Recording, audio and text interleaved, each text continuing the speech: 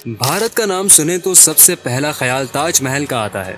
इसके मीनार, मेहराब और वनीला यानी मखरूती गुंबद अपने देखने वालों को सहर अंगेज कर देते हैं। एक ऐसा जादू भरा मंजर के सयाह दुनिया ही भूल जाए। ये अजूबा अपनी बनावट में कहीं भी झूठ बोलता नजर नहीं आता। ताजमहल के वो अहम और खुफिया राज जो आप नहीं जानते। मोहब्बत की लाफानी यादगार और दुनिया के अजायबात में शामिल ताजमहल दुनिया भर में मशहूर सयाहती मकाम है, जिसे मुगल बादशाह शाहजहां ने अपनी बेगम मुमताज महल की याद में 17वीं सदी में आगरा में तामीर कराया था। दुनिया भर से हजारों सयाह ताजमहल आते हैं और फन तामीर के इस शाहकार और लाजवाल यादगार का दौरा करते हैं। लेकिन आज हम ताजमहल की वो खुफिया बातें बताएंगे जो आपको हैरान कर देंगी। इन्फो ट्रेंड टीवी के तमाम देखने वालों को अस्सलाम वालेकुम।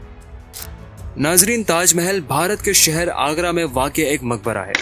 इसकी तामीर मुगल बादशाह शाहजहां ने अपनी बीवी मुमताज महल की याद में करवाई थी।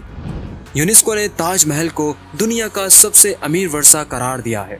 आज भी ताजमहल में एक शानदार मस्जिद है जिसमें लोग जुमे की नमाज अदा करने दूर दराज से आते हैं और यहाँ तक पहुँचने के लिए दरिया जमुना में खुसूसी कश्तियाँ भी इस्तेमाल करते हैं। इस बारे में बहुत कुछ लिखा और कहा गया है। यहाँ हम चंद हक़ाइक़ पर बात करते हैं जो मोहब्बत की इस निशानी यानी ताजमहल से मंसूब हैं। मंदिर है या मकबरा?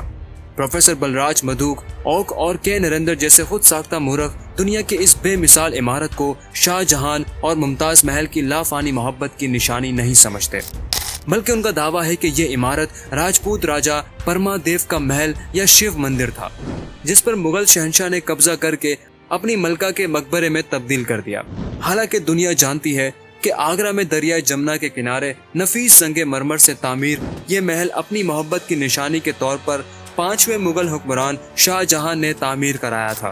फारसी जबान में ऐसी तारीखों की कमी नहीं जिसमें इस इमारत की तफसीली कैफियत और बनाने वालों के नाम दर्ज ना हो। इस ज़िमन में अदालत ने इस इस्तेदाल को मुस्तरद कर दिया। इनके अलावा किसी और की ये जुर्रत ना हो सकी कि वो ताजमहल को इश्क मोहब्बत, परियों जिनों की कहानी करार दें।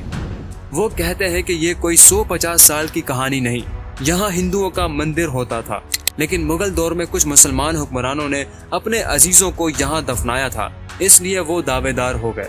हुमायूं अकबर और सफदर जंग को भी ऐसी ही इमारतों में दफन किया गया था।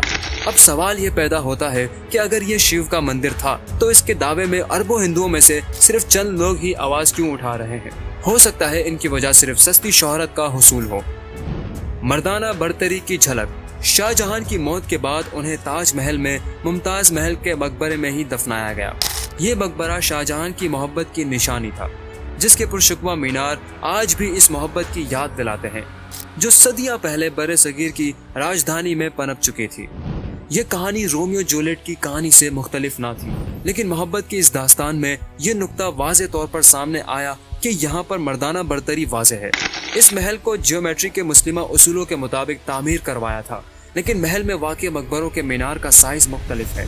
शाहजहां के मकबरे के मीनार मुमताज महल के मकबरे से ज्यादा बुलंद है। हो सकता है ऐसा मर्दाना बरतरी को वाज़े करने के लिए क्या गया हो। सुतूनों के राज। ताजमहल के 4 मीनार हैं, चारों के चारों महल की बुनियाद से उठाए गए हैं और ऐसा ज़लज़ले के मुमकिना नुकसानात से बचने के लिए क्या गया है। अगर कभी ऐसा हो भी जाए तो सिर्फ मीनार ही गिरेगा और बाकी इमारत महफूज रहेगी।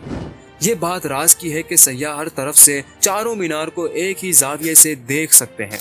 इस वक्त के माहिर तामीरात ने इसकी तामीर में फैसागोरस का फार्मूला अपनाया और तवाज़ुन के तमाम रियाजियाती फार्मूलों से इस्तेफादा किया। फर्जी कहानियाँ। ताजमहल के साथ ही बहुत सी फर्जी कहानियाँ जुड़ी हुई हैं।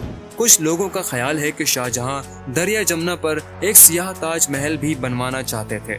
शाहजहां ने अपनी इस ख्वाहिश का इजहार अपने माहिरीन तामीरात से किया है कि ताजमहल के मुकाबले में इस तर्ज का सियाह ताजमहल भी बनाया जाए, लेकिन ये बेल मुंडे ना चढ़ सकी और औरंगजेब आलमगीर ने इस मंसूबे को आड़े हाथों लिया और अपने बाप को कैद करके हिंदुस्तानी अवाम के पैसे को मज़ारों मकबरों पर खर्च करने से बचाया। आज भी दरिया जमुना के किनारे इस काले महल के निशान देखे जा सकते हैं। एक और कहानी भी हमेशा गर्दिश में रही है कि शाहजहां ने इन तमाम मेमारों के हाथ कलम करवा दिए जिन्होंने ये शाहकार बनाया था। इसकी वजह ये बताई जाती रही कि इस शाहकार की नकल ना की जा सके।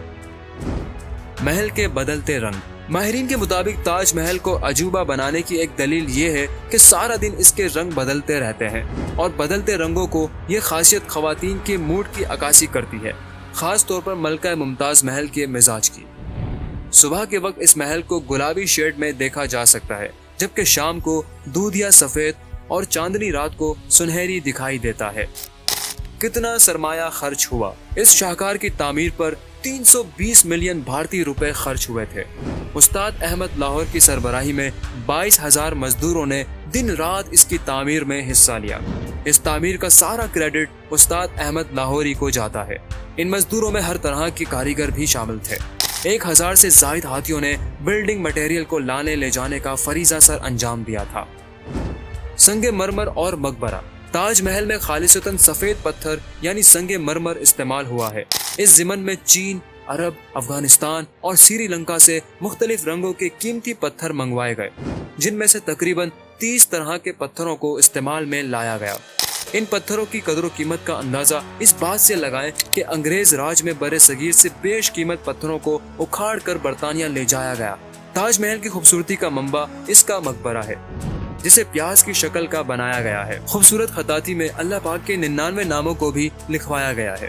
تاج محل کی مجموعی بلندی 171 میٹر ہے۔ 22 سال میں مکمل ہوا۔ تاج محل، جسے محلوں کا تاج کہا جاتا ہے، اس کی تعمیر میں 22 برس لگ گئے۔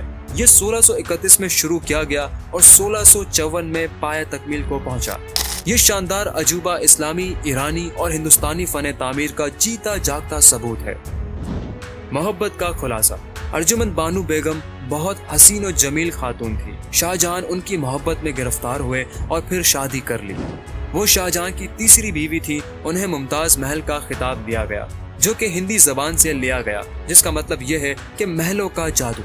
ممتاز محل اپنے 14ویں بچے کو جنم دیتے ہوئے جان سے ہاتھ دھو بیٹھی۔ یہ سانحہ شاہجہاں کے لیے اس قدر شدید تھا کہ چند ہی مہینوں میں ان کے بال اور داڑھی سفید ہو گئی۔ سیاحت۔ دنیا کے 7 عجائب میں سے ایک عجوبہ تاج محل ہے۔ یہاں 1 ملین سے زائد سیاح یہاں کی سیر کو آتے ہیں۔ 2001 میں 2 ملین سے زائد لوگوں نے یہاں کا رخ کیا تھا۔ اسے آگرہ کا برج بھی کہا جاتا ہے۔ تاج محل میں داخلے کی ٹکٹ کی شرح مقامی لوگوں کے لیے سستی ہے، جبکہ غیر ملکیوں کو یہ سہولت نہیں ہے۔ اس سے کروڑوں کا زر مبادلہ کمایا جاتا ہے۔